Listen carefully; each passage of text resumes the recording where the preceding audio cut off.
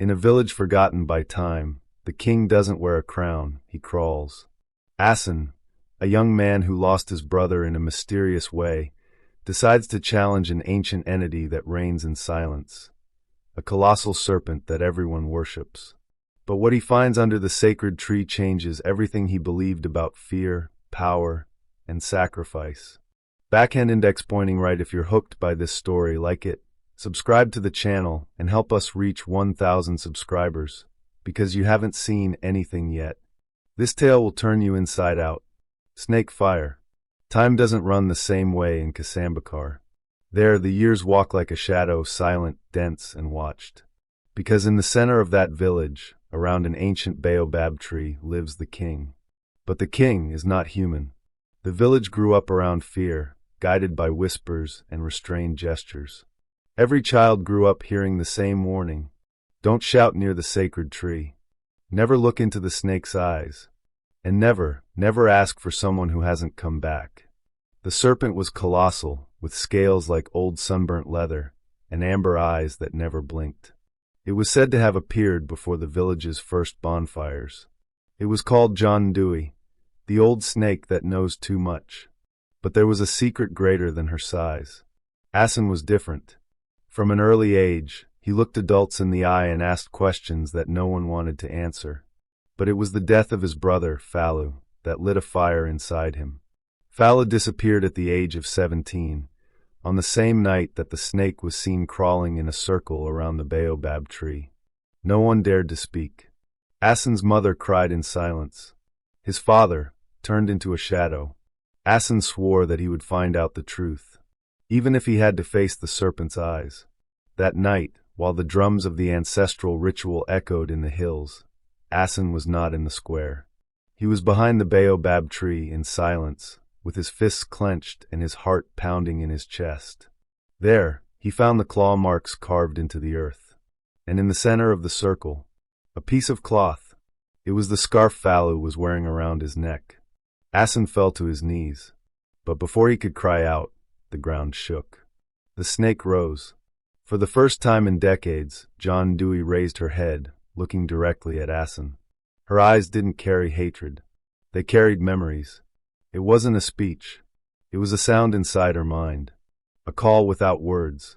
You don't understand what I'm protecting. But if you want to know, you'll have to choose between the past and the truth. Asen swallowed. His blood was boiling, but fear wouldn't let him run away.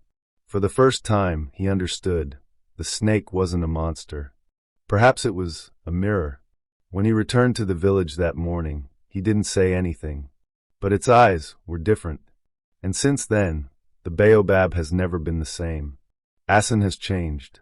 Since the night he came face to face with Jaan, his eyes no longer sought answers. They hid truths. He now knew that the snake held something deeper than he had imagined. But knowing too much about Sambakhar was dangerous. Asen began to ask questions aloud. Why hasn't anyone buried those who disappeared? What's under the baobab tree that everyone avoids? Who taught you to fear? The elders were furious. The younger ones began to follow him. Tivan, the village's oldest counselor, soon confronted Asen in public. You're not the one to break a pact sealed with blood. But Asen did not back down. If this pact cost my brother his life, then it was never sacred. Asen sought answers where no one else dared. In the house of the woman everyone called Mud Madwoman.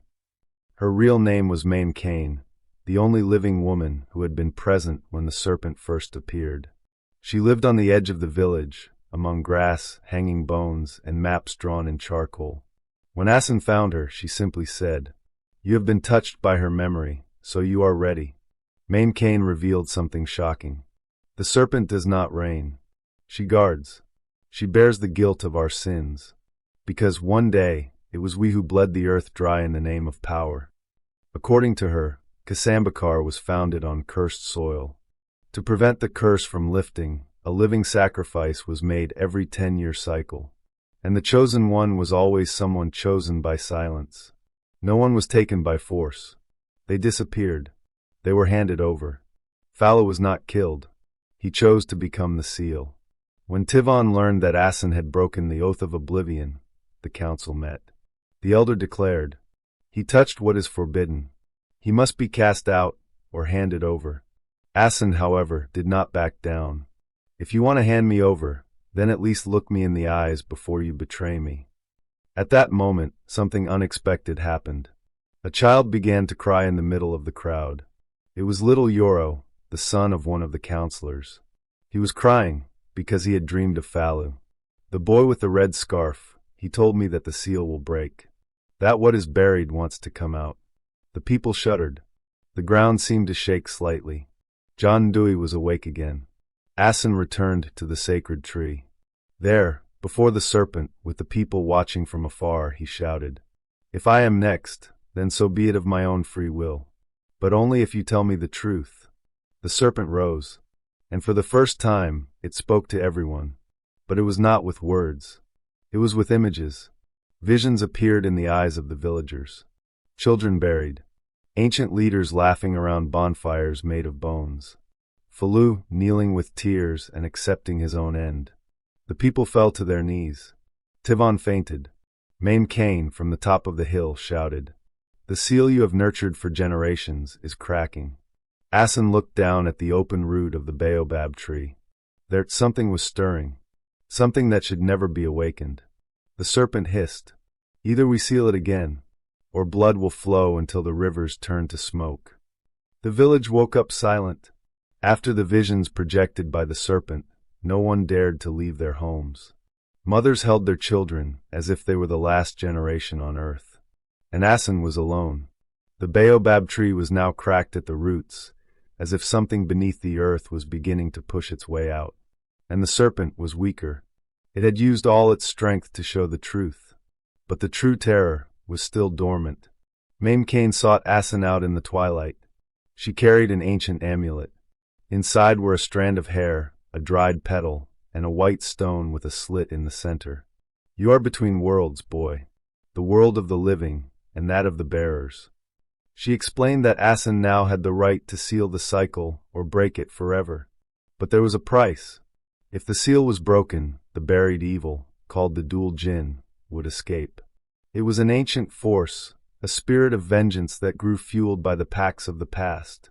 The serpent is the gate, but you, Asen, you turn the key. Asen walked to the riverbank where he used to fish with Falu. He sat on the rock where they both dreamed of seeing the sea.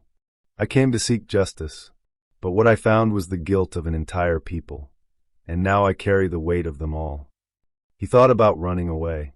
He thought about disappearing like so many others had done. But his brother's voice echoed in his memory. When everyone is silent, one must speak, even if their voice trembles. Asen knew what he had to do, but he wasn't ready yet. That night, the earth cracked. Dual Jinn rose from the depths like living smoke, shaping himself into a human form. It was a creature made of shadows and memories. It had eyes where scars should be, and it spoke with the voices of all those who had been silenced. "I did not come to kill. I came to collect." The entire village ran. The elders hid. Tivon was found unconscious, with the word "cuddle," traitor, carved into his skin. And Asen stayed. Standing between the cracked tree and the spirit of vengeance, Asen spread his arms. "If it is my soul you want, I will offer it, but only if you promise to free those who came before me." Duljin smiled, a crooked smile made of pain. "You are not my enemy, Asen. You are my reflection." At that moment, Jaan crawled toward them, weak as she was. She placed herself between Asen and the spirit. He will not repeat the mistake of the ancients. He chose to feel. And then she hissed. Not a sound of threat, but a song. An ancient chant, used to seal wounds in the soul. Asen repeated the melody. The words were unfamiliar, but they were understood. Asen's body began to glow. A golden light emanated from within him. It was the memory of Falu, his mother's love, his fear transformed into courage. Duljin stepped back. "You healed me." And with a final breath, the spirit was gone like dust and fire, carried by the winds of the Sahel. The village came out of its hiding places. Asen was kneeling, and at his side, the serpent finally at peace. It no longer moved. It had fulfilled its mission. Tivon, now powerless, went to him. Have you become the new seal? Asen stood up. No, I have become the bridge between what we were and what we can be. Fire, but what now? The serpent is gone. The seal is undone. The spirit is at rest. But has everyone in the village truly changed? Does fear die with the truth? The sun rose again over Sambakhar, but this time the light seemed different. There were no shadows creeping between the palm trees. There were no whispers of ancient pacts. The sacred tree, once cracked and dark, was now in bloom. New leaves sprouted where before there had been only pain. The villagers, once bowed down by fear, now walked with their heads held high.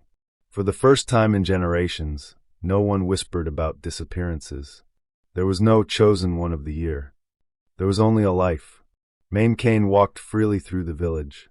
The children no longer ran away from her. They asked for stories, they asked for blessings. The time for forgetting is over, she would say. Now is the time to remember and rebuild. The council tried to crown Asen as the new elder. A shame-faced Tivan offered the staff of leadership in front of the people. You have led us all out of the darkness. Take the staff, child of light. But Asen refused. I was not born to rule. I was born to remember. And I want everyone to remember together. Instead, he proposed something new. A council made up of young and old, women and men. Different stories, voices never heard before. The serpent, Jaan, had disappeared. But where it used to coil, the ground grew fertile. Asen planted a tree there. He named it Napalu, which in Wolof means new beginning. This tree will not hold fear. It will hold promises. And everyone in the village contributed. A mother brought the scarf of her lost son. An old man brought the beads he used in the ritual. A young man left a blue feather, a symbol of freedom. Everything was buried under the tree. The past was honored, but no longer worshipped. Asen sat every morning under the tree of rebirth. He heard the laughter of children. He saw the birds returning. He smelled the earth clean. It was not the end of the curse that saved the village. It was the end of the silence. And what about his brother, Falu?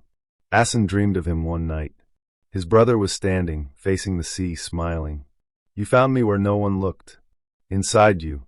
The camera moves away from the village.